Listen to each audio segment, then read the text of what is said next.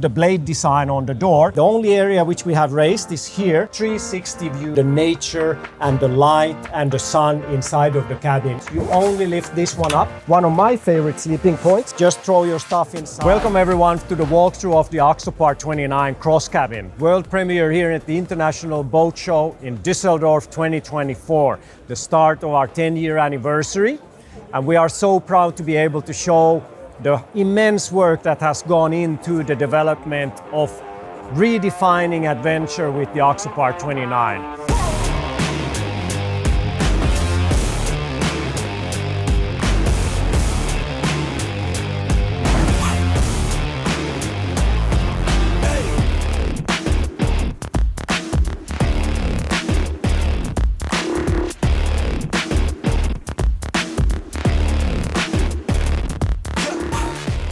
If there is something I want to tell you, and that's actually why we took this vantage point, is that we actually wanted to create a new type of design on a very functional and very, let's say, capable all-weather boat. And the one thing that strikes you when you have a look at the 29 is the more aggressive, leaning forward stance of the boat that creates a motion while it's still at standstill. Axopars have always been well renowned to be recognized anywhere around the world when they hit the water because of their capabilities, but also how they look on the water. These boats travel at a very flat and cutting angle and cutting the chop in a very efficient way. And now we also wanted to have the design to follow that same sentiment. Going forward, we already talked on the 29 Suntop video about the bow flare and the new design of the hull, the more fuel efficient and more hydrodynamic hull in itself. So have a look at that one for more information on that. But in general, when you look at the 29 cabin, we actually raised the roof line of the 29.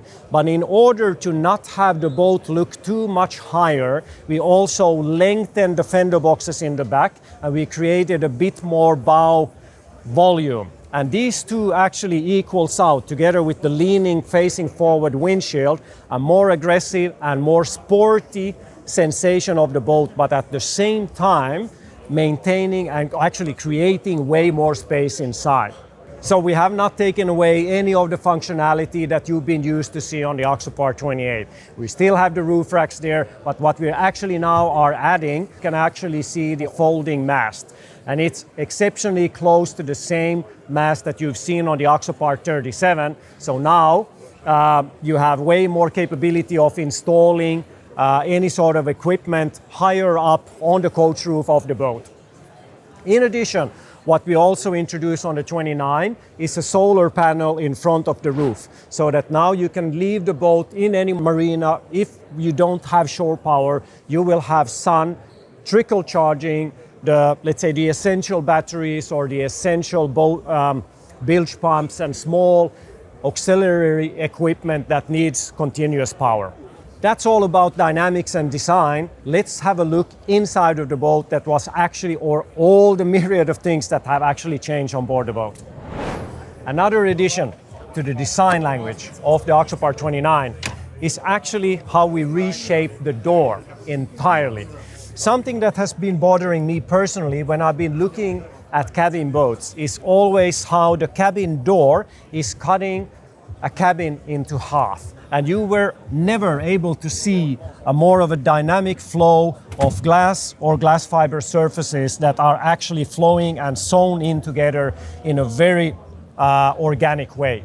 So with the new design of what we call the blade design on the door, we actually created the door to be an actual statement on the boat, making also the door act as one of the key features to create this more aggressive, dynamic movement when it comes to design and appearance of the Axopar 29. This is a specific part that we're pretty proud of having the idea to how to make this in serial production, because this is a complex part, but it's an initial and critical part of the Axopar DNA going forward in the next years to come.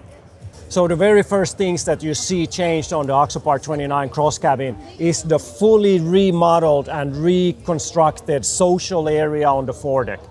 This we have never been able to show to you in the past of history of Axopar. This you have not been able to see, to my knowledge, on any other boat in the past either, on this size and this type of boat. I explained in details how you can change the modularity of the foredeck on the video of the 29 Suntop, so please have a look at that for more information on the foredeck. But this is something that is actually changing the game when we're talking about having an all-weather capable, all-year-round boat that still, when the weather is nice, transforms immediately to a very functional, socialized, and let's say enjoyable boat to be spending a day out at anchor, even though it's a fully enclosed cabin boat. So let's talk about the main features and the main designs of the 29 that we are particularly happy about. One thing is, of course, the walk around ability, so that you're able to walk around the deck very unobstructed. And we actually did not, even though we have a raised floor because we need the bed for the multi-cabin, we actually don't have any thresholds in this area. So the only thing we have here is a small decline going downwards, nothing else like that. Moving around the boat, we were also already talking about this on the Suntop video, that all the shapes that we have around the boat are actually made to direct you in the way where you're walking. So moving around the boat and coming up to the center area with the fuel cap, we actually created this sort of shaped dent. And this shaped dent actually will steer me more towards inside of the boat. It's actually even more pronounced walking from here. So when I'm walking inside to the boat, this actually will help me nudge a bit inside of the boat. And this is exactly the space where I need to get better clearance to walk up, to tie my fenders, secure the boat, and in that sense move around. But then in this section, when I want to enter and exit the boat, I want width, so that we incorporated the one step in here, and then we have a wider area for me to step on in order to get out of the boat, together with the roof having ample space for me, or selecting where I want to have my handhold. So the design really follows function on the Axopar 29. When we're moving inside of the helm, you will be still greeted with the same ergonomics that you've been known throughout the range of Axopar. So you will be able to drive while standing up, having this relaxed leaning position, or then of course fully seated down. The seats of course move forward and back, and also the seats swivel around, so you can be facing the rear passengers as well while at anchor. But the one thing that really changed, and what has been loved about the Axopar 28 and all Axopars, is the visuality and visibility from the helm. So you will have really zero distractions of visuality or visibility looking out from the helm position. So you will have an uncluttered view of anything going around you. But also when you actually look now backwards, the whole window on the 29 in the rear has the same design. So you have a fully unobstructed 360 view now all over the boat, because from the 28 we removed the big C pillar in this area and made a special B pillar instead, and wrapped all the back area around with a huge windscreen. This means that me as a passenger, I'm getting the nature and the light and the sun inside of the cabin in a complete different way that you wouldn't get on the Axopar 28. What we also in addition did, so that this actually helps you as a helmsman, because now the view back while I'm reversing into a marina or into a dock, I have good overview of the engines, I have a good overview of what sort of surroundings I'm moving in. So this also is something that helps you become more confident behind the steering wheel as a captain. Walking around the cabin today, we actually removed a threshold in here, which means that we have a flat floor all around. Makes it way easier for you to operate and move around the boat. The only area which we have raised is here, because we need to have runs for the fuel tanks and all the electrical componentry going under the seats. But otherwise, you have free floor surface. In addition, the seat base also on this boat is a bit asymmetric. So on this side, you have around the same clearance as you have on the Axopar 28, but on this side, you have way wider and easier access, alongside with the way wider door opening. So here, having any bags with you that you want to bring with you or take out, even if you want to bring them inside, though you have the multi-cabin in the front, or with this boat even the aft cabin that is accessible from the outside, I'm going to show you that later, it's still easy to move around on the boat. In general, you see I have more clearance inside of the boat, so I'm having, if you're a bit longer guy, I'm around 175, so longer guys will have more headroom inside of the boat as well. Other features that changed, we have strong footrests, good ample footrest now incorporated into the boat. We also have as a standard the electrical remote switches for all the power, so that you have easy access to get on or off any power, easy to leave or come into the boat and have it ready to go in seconds.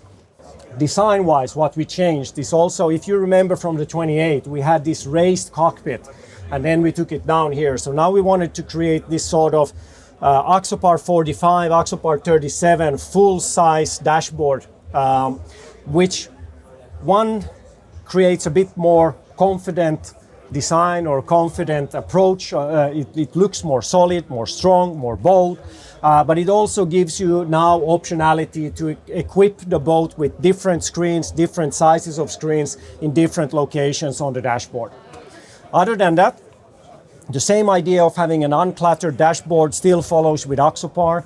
So the only thing that you actually have now to operate is going to be operated by your left hand. So all the bilge pumps, all the lights, everything is going to be on the left, together with the joystick and the boat thruster and the audio. So everything is going to be around this area. So for you, for the right hand, is more or less only to be able to control the throttle. I always have one hand on the throttle wherever I go, and the other hand is always on the steering wheel. But for the occasional use, this will be a fast and easy maneuver. In addition, the Americans were requesting, our customers were requesting bigger cup holders, where we have some bigger cup holders as well throughout the boat. So that's one thing. In addition, you can still have the roof closing either manually or by electric. If there's anything else, if we move backwards, I can actually tell you small things around here. So first of all, seating. We created a bit more space, so the sofa in itself is wider, so you fit more people now in. We created very ergonomic handholds made out of wood, and also have the USB charger placed around the boat with some additional cup holders. In addition to that, we actually also created a bit of an openable gap in here, because if you remember the aft cabin before, to get access, it was a bit cumbersome to lift up the whole sofa. On this boat, you only lift this one up and you have full access into the cabin. So very easy access. If you're a bit bigger guy, larger in size or longer, you can also lift this one up. And with this one lifted up, now it's actually creating more space for you to get inside of the aft cabin. But as I said, for me to just do the opposite and just go down like this is no problem whatsoever. And also, if you see how easily I'm securing this one, this is now with a quick lock with a magnet, so it just snaps in place, and there you have it. So again, going down, even with the side bolster up, there is no problem for me whatsoever. Another cool thing that we also actually hidden inside is a bit more storage. So you have a storage shelf for any sort of things. We have 220 or 110 volt power outlets here in the back. That is also something that we have now on the 29. When we come to the aft cabin, this is a huge space underneath where you can throw your bags or shoes or anything in, and there will be an infill in this section, which means that you have a full wide mattress in this area as well. We have huge storage lockers on both sides of the boat in this area. And now, let's say traditionally, you were sleeping this way on the Axopar 28. But now with the 29 and this whole area being revised, one of my favorite sleeping points is actually going this way today. Because this way, I have even more wider space inside of the boat. So two persons are sleeping super well in this area. And I have then the small panoramic window that shows nicely the engine. So that's also something that is pretty cool. But then, in addition, you have a small vents inside that ensures that you have proper ventilation of the area that you can actually close off on both sides. So in here with a slat. In addition, the aft cabin, like the multi-cabin in the front, we also made it so that it's actually usable for cargo or bringing any sort of stuff and gear with you. So, and we actually did this first on the Mark I Axopar 28 in 2014, and it was pretty popular by many people, but we deleted that functionality on the Mark IIs, but now with the Mark III or with the new 29, we changed it in a way that we actually took the whole idea back, and now with the aft cabin you have a full-size loading hatch. So to get all the gear inside of the boat quick and fast, if you're loading the boat from the transom, just throw your stuff inside and close the lid. Full-size sunbed, still the same, very popular on the 28. It's going to be a spectacular area on the 29 as well. Again, another thing when it comes to functionality, the rail actually now follows the hatch, so that wherever I am, and a boat is always not rocking around by waves, I always have a handhold somewhere to hold, and I will, even with the hatch open, still have a good place to have stability while I'm walking around the boat. What we did change on the fender boxes was that I already mentioned about elongating the side silhouette of the boat, and now with the fender boxes way longer, now you have way more space for your fenders or ropes. We have rope holders standard on the boat, and now we've hidden quite a lot of details, like for example the diesel filler cap for the Webasto heater is now hidden but fully accessible when you open up the hatch. And this is the sort of way how we integrate different functionalities so that we have a very aesthetic, beautifully crafted boat, but all the technology and the functionality is still easily accessible all around the boat. This boat again is equipped with a Mercury Verado 300 with the V8 engine, and I believe one of the favorites are going to be the V10 350 horsepower, but you can easily drive this boat with the dual 200 horsepower engines. And our first prototype boat that we got, that actually is all in the material and the presentation material while we're driving that boat in ice even. The dual 200s can take the boat up to plus 50 knot speeds depending on how much options and weight you put on the boat, but it's a 50 knot boat up maximum. And the very funny thing is the fuel consumption of the boat, which is taking it somewhere around 1.7, 1.8 liters per nautical mile while at cruising speed. And the one thing that is really now changed with the new, more efficient hull design is that we have also raised the cruising speed, the comfortable fast cruising speed, up to speeds of 36, 37 knots. This means that you're still getting the capability and the drivability of the Axopar 28, what made the boat renowned, but now we've actually kept that comfort, but we've just been able to raise the speed which this boat can travel into. And that's why we're saying in a lot of comments that the Axopar 29 feels more like a small 37 to drive. That is how big the change has been in the feeling and sensation while you're behind the wheel on the 29. I hope you've loved my walkthrough. There's going to be a lot of more information coming along this summer of new options and new availabilities of different color schemes. The Adventure Collection is something that we'll be going to talk about more in April. But for now, I hope you enjoyed this video. I hope you got some insights and some ideas of why we did something in a certain way, and hopefully this gave some more answers. And if there's any questions, our dealers and our company and our social media are going to be always out there to help you to answer any of your questions. Thank you for watching, and stay tuned and see you at a boat show.